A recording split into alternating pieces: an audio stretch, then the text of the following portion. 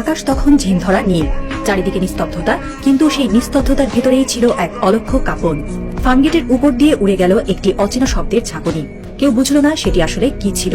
ঢাকার আকাশ কাঁপিয়ে দিয়েছিল যে শব্দ, সেটি হয়তো ছিল কোনো যুদ্ধ বিমানের মহড়া, হয়তোবা মিয়ানমারের জান্তা সরকারের ছোড়া সতর্কবার্তা, অথবা হয়তো কিছুই না, শুধু আমাদের আতঙ্কিত কল্পনার ফিসফাস। কিন্তু প্রশ্নটা থেকে যায়, যদি কিছু হতো, যদি ঢাকায় পড়তো একটি মিসাইল, আমরা কি করতাম?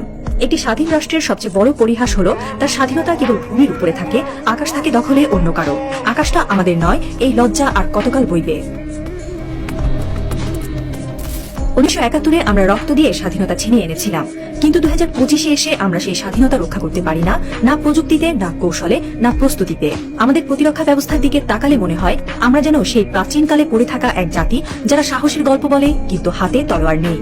কয়েকটি পুরনো চাইনিজ FM-90 মিসাইল, দু একটি মিগ ফাইটার যেগুলো ওড়ে কিন্তু যুদ্ধের মুখে টিকবে না, আর আছে কিছু সাহসী মানুষ, পাল্টা হামলার স্বপ্ন চোখে নিয়ে তারা মরে যেতে পারে, কিন্তু প্রতিরোধ গড়ে তোলা তাদের পক্ষে সম্ভব নয়। এই কি সেই জাতি যারা একদিন পাকিস্তানের আধিপত্য ভেঙে দিয়েছিল? এক সময়ের তৃতীয় পারমাণবিক শক্তিধর দেশ ছিল ইউক্রেন। তারা বিশ্বাস করেছিল বিশ্বের শক্তিধর রাষ্ট্রগুলো তাদের নিরাপত্তা দেবে, তাই পারমাণবিক বোমা ছেড়ে দিয়েছিল তারা। এরপর কি ঘটলো আমরা জানি।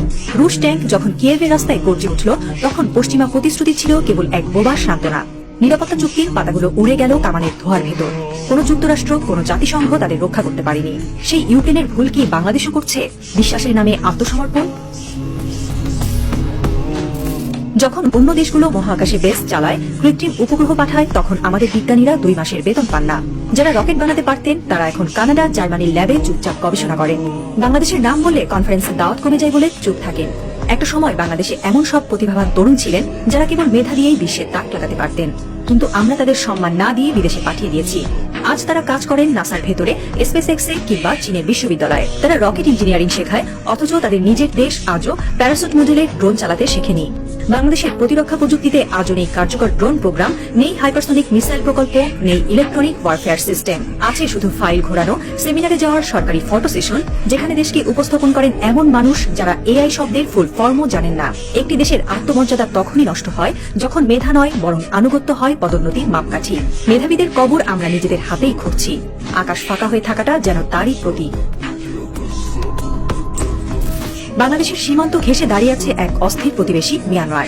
রাশিয়া থেকে আনা সুখোই যুদ্ধবিমান, দূরপাল্লার মিসাইল, বিদ্রোহীদের দমন করতে গিয়ে এখন তারা এতটাই বেপরোয়া যে ভুল করেও যদি কোনো মিসাইল ঢাকার দিকে ছড়ে, আমাদের প্রতিরোধ কোথায়? রাখাইন রাজ্যের ওপারে পুড়ছে গ্রাম, উঠছে ড্রোন। এই আগুন যে কোনো সময় বাংলাদেশের সীমান্ত ছুঁয়ে যেতে পারে, কিন্তু আমাদের সীমান্ত জুড়ে নেই আধুনিক রাডার কভারেজ, নেই অটো রেসপন্স সিস্টেম। শত্রুরা যদি ছদ্মবেশে ঢুকে পড়ে, আমাদের হাতে তখন থাকবে শুধু তড়িঘড়ি বিবৃতি। ভারতের দিকে তাকালেই বোঝা যায় তারা আকাশে আধিপত্য কায়েম করতে কেমন প্রস্তুত। রাফায়েল, তেজস, ব্যারাক, ব্রহ্মস সব মিলিয়ে তারা এখন একটি পূর্ণাঙ্গ আকাশ প্রতিরক্ষা বলয় গড়ে তুলেছে। শুধু তাই নয়, তারা স্পেস ডিফেন্স, স্যাটেলাইট ভিউ ও সাইবার ওয়ারফেয়ারে বড় অগ্রগতি করেছে। আমরা কি করেছি? কিছু অল্প সংখ্যক ট্রেনিং মিশন, কয়েকটি উচ্চ শ্রেণীর আমলাকে বিদেশে পাঠানো। তাতে কি রক্ষা হবে জাতি? ইরানকে দেখো, 20 বছরের বেশি সময় ধরে তারা বিশ্ব থেকে বিচ্ছিন্ন, নিষেধাজ্ঞায় জর্জরিত। তবুও তারা ড্রোন বানিয়েছে, ক্ষেপণাস্ত্র বানিয়েছে, স্যাটেলাইট উৎক্ষেপণ করেছে। তাদের কোনো বিশ্বাসঘাতকতা থামাতে পারেনি, কারণ তারা প্রতিরক্ষা মানে কেবল যুদ্ধ না, আত্মরক্ষা জানে। ইরানের প্রযুক্তি তৈরি হয় ঘরের ভেতর। তারা নিজেদের ছাত্রদের ব্যবহার করেছে মসজিদের ভেতরে, বিশ্ববিদ্যালয়ের কোণে বসে বানিয়েছে স্মার্ট মিসাইল। শহীদ 136 ড্রোন আজ ইসরায়েলের জন্য আতঙ্ক, আমেরিকার জন্য কৌশলগত চ্যালেঞ্জ। তাদের আকাশ তাদের নিজেদের, আর আমাদের। একদিন যদি আমাদের কোনো বন্দর ধ্বংস হয়, কোনো ঘাঁটি আগুনে ঝলসে যায়, আমরা কি শুধুই বিবৃতি দেব? আমরা কি পারি না নিষেধাজ্ঞা ছাড়াও আত্মনির্ভর হতে? প্রতিরক্ষা একটি জাতির আত্মরক্ষার সাধনা, কিন্তু বাংলাদেশের প্রতিরক্ষা মানে হয়ে গেছে শুধু স্যালুট, মার্চ পাস্ট আর রঙিন বিজ্ঞাপন। এই দেশে এখনো প্রকৌশল বিশ্ববিদ্যালয়ের ছাত্ররা জানে না কিভাবে কাজ করে একটি ইলেকট্রনিক যুদ্ধ ব্যবস্থা। সামরিক বাহিনীর অনেক কর্মকর্তা প্রযুক্তির সঙ্গে পরিচিত না থেকেও নীতি নির্ধারক। আমলাতন্ত্র এমন এক ছায়ার চাদর ফেলেছে যেখানে প্রকৌশলীরা জায়গা পান না, উদ্ভাবকেরা মুখ লুকান। যারা প্রতিরক্ষা বাজেট বুঝতে পারে না, তারাই এই বাজেট বন্টনের দায়িত্বে। ফলে সবচেয়ে বড় প্রয়োজনীয় প্রযুক্তি কিনতে সময় লাগে 3 বছর, অথচ পার্টনারশিপ চুক্তি স্বাক্ষর হয় কয়েক ঘন্টার মধ্যে। সামান্য একটি ড্রোন প্রতিরক্ষা স্ক্রাম্বল করতে আমাদের ঘণ্টাখানেক সময় লাগে, কারণ সেনাবাহিনী প্রতিক্রিয়া জানাতে পারলেও সরকার সিদ্ধান্ত নেয় দেরিতে। ফলে শত্রু চলে যায়, আমরা পরে ভাবি। এই যুদ্ধে হারছে মেধা, জিতছে ম্যানুয়াল প্রোটোকলের দেশীয় সংস্কৃতি। বাংলাদেশে এমন মেধাবী তরুণ তরুণী আছেন যারা 2 মাসে একটি মাঝারি রেঞ্জের ড্রোন বানাতে পারতেন, কিন্তু তাদের জায়গা নেই। তারা এখন গুগলের এআই ডিভিশনে মেটার প্রোডাক্ট টিমে। বাংলাদেশের আকাশ নয়, তারা এখন ক্লাউডের নিরাপত্তা নিয়ে ব্যস্ত। এই মেধার প্রবাহ ঠেকাতে না পারলে আমরা শুধু মেধা হারাবো না, হারাবো ভবিষ্যৎ। কারণ এই তরুণরাই একদিন বাংলাদেশের প্রতিরক্ষা প্রযুক্তির পেছনে থাকতে পারতেন। তাদের উদ্ভাবন দিয়ে আমরা আকাশের নিরাপত্তা তৈরি করতে পারতাম। কারণ এই দেশে তাদের ডাকার মতো কেউ নেই। যারা রাষ্ট্র পরিচালনা করেন তারা এখনো সাইবার ওয়ার বলতে বুঝেন ফেসবুক পোস্ট। তাদের চোখে তরুণ মানে শুধু ভোটার, দক্ষ পাইলট নয়। উদ্ভাবক মানে শুধু একটি প্রজেক্ট, কৌশলগত শক্তি নয়। এই অন্ধতা আমাদের আকাশ কেড়ে নিচ্ছে প্রতিদিন একটু একটু করে। বাংলাদেশের সামনে এখনো সময় আছে। হয় আমরা ঘুম থেকে জেগে উঠি, প্রতিরক্ষা ও প্রযুক্তিকে নতুন করে নির্মাণ করি, নয়তো একদিন স্বাধীনতা থাকবে কাগজে, পতাকা থাকবে মাটিতে, কিন্তু আকাশ থাকবে অন্য কারো দখলে।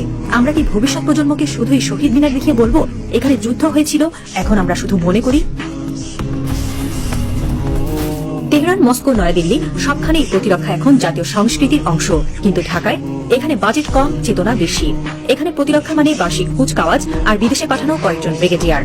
অথচ পর্দার আড়ালে শত্রুরা পরিকল্পনা করছে কোন সীমান্ত দিয়ে আঘাত করলে বাংলাদেশকে কোন ঠাসা করা যাবে। তাদের রাডারে বাংলাদেশের দুর্বলতা স্পষ্ট। একটি রাষ্ট্র যার আকাশ ফাঁকা, যার বিজ্ঞানীরা বিদেশে, whose leaders are asleep at the controls.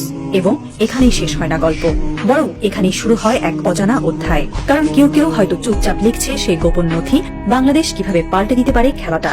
কুয়াশার আড়ালে এখনো কেউ কেউ হয়তো স্বপ্ন দেখে আকাশ আবার আমাদের হবে। কিন্তু প্রশ্নটা রয়ে যায়, আমাদের অনাগত রাজনৈতিক সরকার কি সেই প্রস্তুতি নিতে রাজি, নাকি আমরা শুধু কফি হাতে অপেক্ষা করছি পরবর্তী ধ্বংসের খবরের জন্য?